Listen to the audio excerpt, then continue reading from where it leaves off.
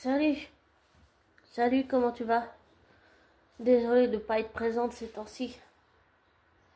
Ben, pas mal de rendez-vous. Euh, et aussi de Noël à fêter, bien sûr. Euh,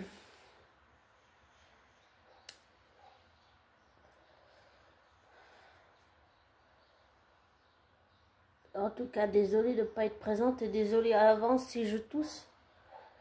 C'est juste que je crois que j'ai attrapé la crève.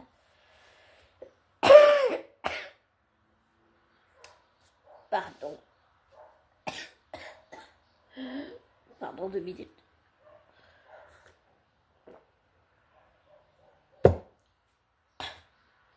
Désolée pour le bruit environnant, mais j'ai laissé la fenêtre du salon ouverte pour avoir un peu d'air frais. Comment dire? J'ai entendu pas mal de choses sur...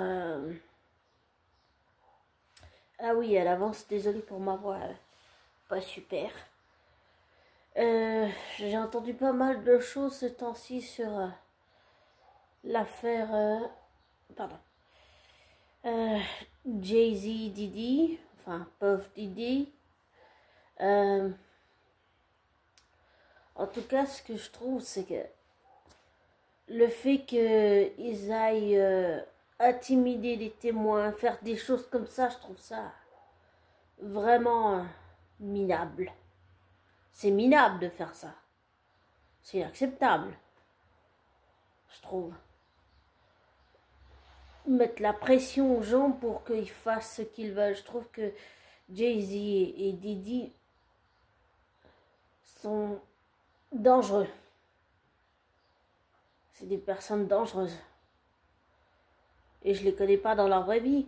Mais quand je dis dangereux, c'est dans le sens aller envoyer des hommes de main pour faire pression, pour qu'il n'y ait pas de témoignage, pour que, par exemple, l'avocat là, qui défend les victimes se fasse, qu'on lui ferme sa gueule. C'est minable de faire des choses comme ça. C'est inhumain. On ne peut pas faire des choses comme ça. Et pourtant, ils l'ont fait. Jay-Z l'a fait. Il a mis la pression à les clients de l'avocat qui défend les victimes pour qu'ils témoignent contre lui. Mais c'est juste pour lui faire fermer sa gueule parce que ça les dérange. Ça les dérange qu'il les attaque. Et ça les dérange que les victimes ne fassent pas ce que eux ils veulent.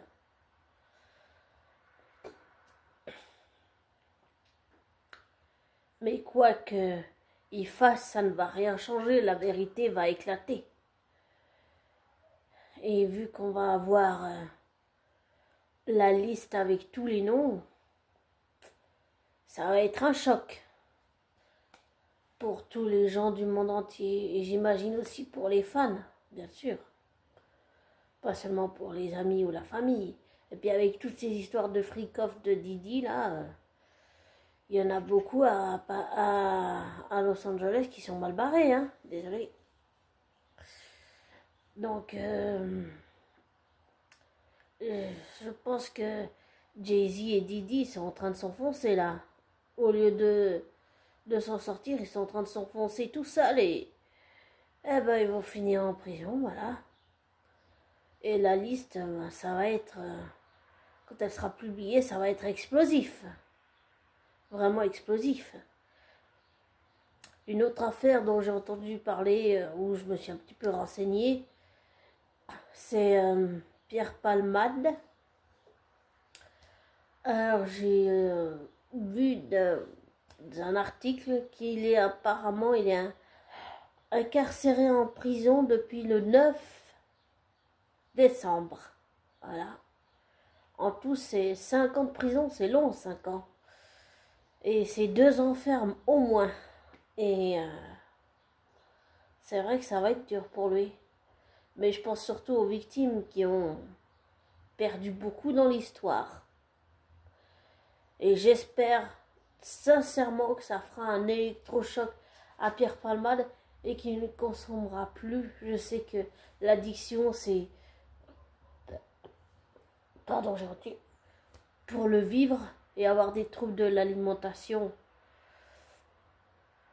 Et avoir, je sais plus comment ça s'appelle, c'est une maladie en fait qui consiste à manger tout ce qui n'est pas comestible, comme du bois, de la craie, du charbon, et j'ai déjà mangé du papier ménage, non, du papier toilette, pardon. Je sais plus comment ça s'appelle le nom de cette maladie, mais ça c'est quelque chose que j'ai fait pendant longtemps. Mais je me suis arrêtée, mais pendant longtemps je l'ai fait, pendant longtemps. Donc oui, c'est une addiction. Pour moi, je vis ça comme une addiction avec des rechutes. Et même si je n'approuve pas du tout le comportement de Pierre Palmade, je comprends que pour lui, ça soit dur, que ça soit une addiction. Mais je pense surtout aux victimes qui ont perdu beaucoup dans l'histoire et qui vont devoir se reconstruire. Ça va être long, ça va être très très long. Et je comprends que, je sais plus comment il s'appelle, une des victimes qui a fait une interview, elle a dit « Je ne pardonnerai jamais à monsieur Pierre Palmade » ou « Je pardonnerai jamais à Pierre Palmade », ce que je comprends tout à fait. Mais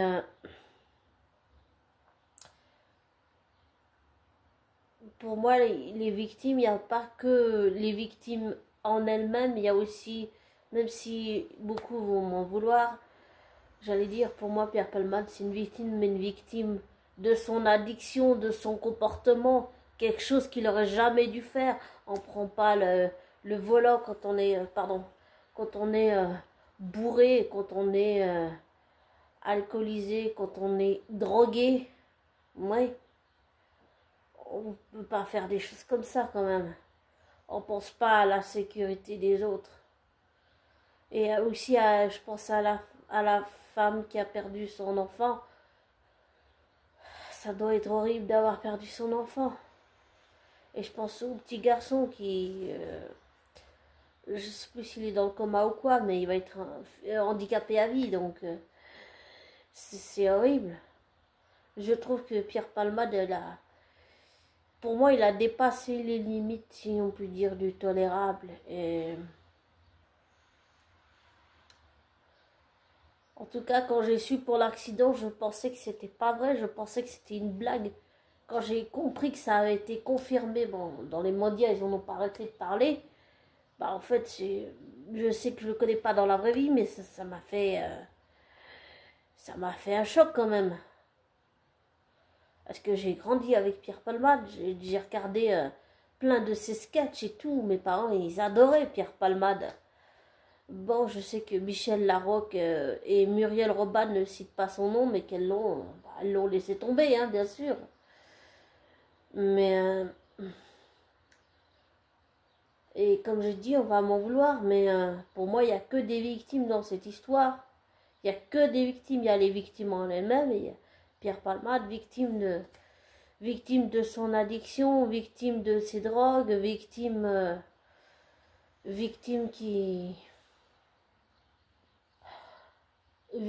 de son addiction, là. C'est une maladie, ça fait des années qu'il dit qu'il se bat contre, mais c'est une pourriture, c'est pourri jusqu'à la moelle, l'addiction, c'est un combat, c'est vraiment un combat, c'est pas un combat que physique, c'est aussi un combat psychologique, psychique, mental, émotionnel. Et je pense que ça, c'est un aspect qu'on ne prend pas vraiment en compte, j'ai envie de dire. Et désolé si je ne regarde pas ma caméra, mais j'ai pas trop l'habitude. Enfin, voilà. Et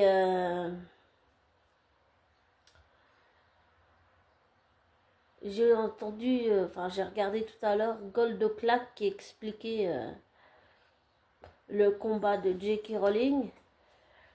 Et je vais leur dire pour la je ne sais combienième fois, même si je vais me faire... je vais recevoir de la haine. Tant pis pour moi, je l'aurais cherché, hein. Mais Je soutiens toujours J.K. Rowling, oui. Et j'ai grandi avec les films de J.K. Rowling, même si j'ai pas lu les livres.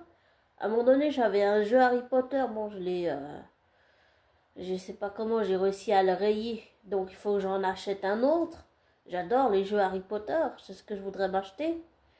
Et je soutiens J.K. Rowling dans son combat parce que je suis d'accord avec elle. Et je trouve pas que c'est une trahison que la Warner la soutienne.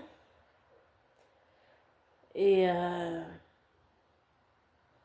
je trouve que taper sur J.K. Rowling, tous les youtubeurs qui tapent sur J.K. Rowling pour se faire du fric sur son dos, c'est malhonnête et c'est, j'allais dire c'est atroce, mais il y a plus atroce que ça, comme la guerre dans le monde et les enfants qui n'ont pas de toit, qui n'ont pas de maison, qui ont faim, qui ont froid, qui ont soif, qui savent pas lire, qui savent pas écrire. Oui, oui, il y a ça aussi, c'est très grave ça. C'est même extrêmement grave. Mais ça aussi, c'est grave. Et j'ai aussi entendu qu'ils ont essayé de la faire, les wokistes, ils ont essayé de faire condamner J.K. Rowling pour la foutre en tôle carrément. Et ça n'a pas marché, là, ils sont dégoûtés parce qu'ils n'ont pas réussi leur coup. Et parce que ils sont déçus que Warner, qu'elle soit soutenue. Et tout ça est parti d'un tweet, que les tweets auxquels j'ai pu avoir accès en regardant des vidéos grâce à Gossip Gloss et en regardant des vidéos de Goldoclack. Mais je trouve pas que rappeler qu'un homme est un homme et une femme, ça soit un défaut. Je trouve pas. D'accord, on peut accepter les trans comme ils sont. Très bien.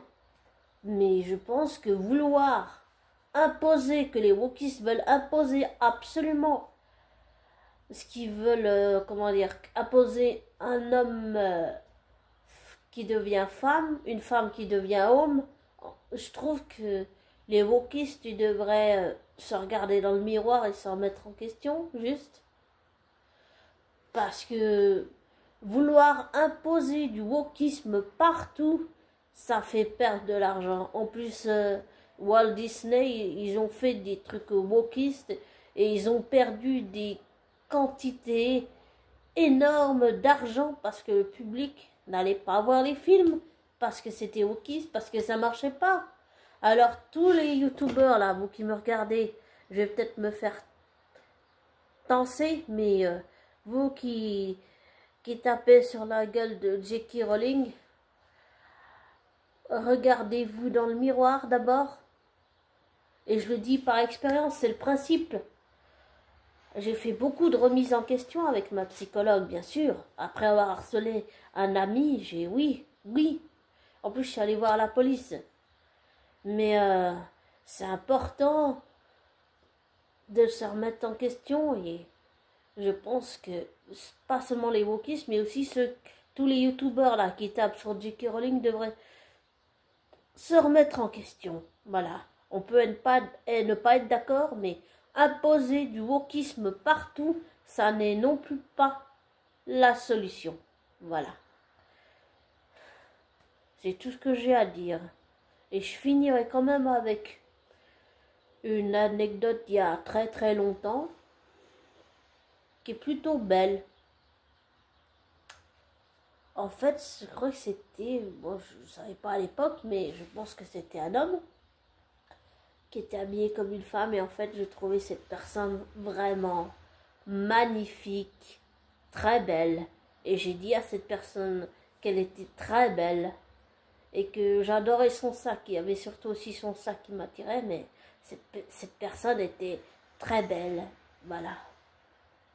Et je sens un peu l'énergie des gens et j'ai senti que c'était une très belle personne. Elle avait une belle énergie positive. C'était magnifique, c'était lumineux, je m'en souviens, c'était bien avant que que j'arrête mon travail à la boulangerie, là où je travaillais avant, mais je me souviens, c'était une très belle rencontre. Et je reconnais que je peux être tout à fait contradictoire dans tout ce que je viens de dire, hein. Comme tout le monde, j'ai mes défauts, mes travers et mes qualités. Mais pour finir sur une anecdote, je suis peut-être un peu d'accord sur le wokisme, mais l'imposer, ça, je suis pas d'accord, non. L'imposer, non, non, pas question. Et c'est pour ça que je soutiens J.K. Rowling, voilà. Mais c'est pas parce qu'on est contre le wokisme qu'on peut pas trouver des personnes qui sont très belles. Même qu'elles soient hommes ou femmes ou hommes, on s'en fout. Mais le plus important, c'est pas la beauté physique, comme on dit, c'est la beauté extérieure, mais c'est la beauté intérieure, surtout la beauté intérieure de cette personne. Et cette personne que j'avais rencontrée il y a longtemps, je l'ai trouvée vraiment très belle. Et comme j'ai dit, je trouvais il y avait une belle énergie, c'était beau, c'était lumineux, c'était vraiment magnifique. Oui, c'était vraiment magnifique. Ah, je m'en souviens comme si c'était hier. C'était vraiment magnifique, ouais. Mais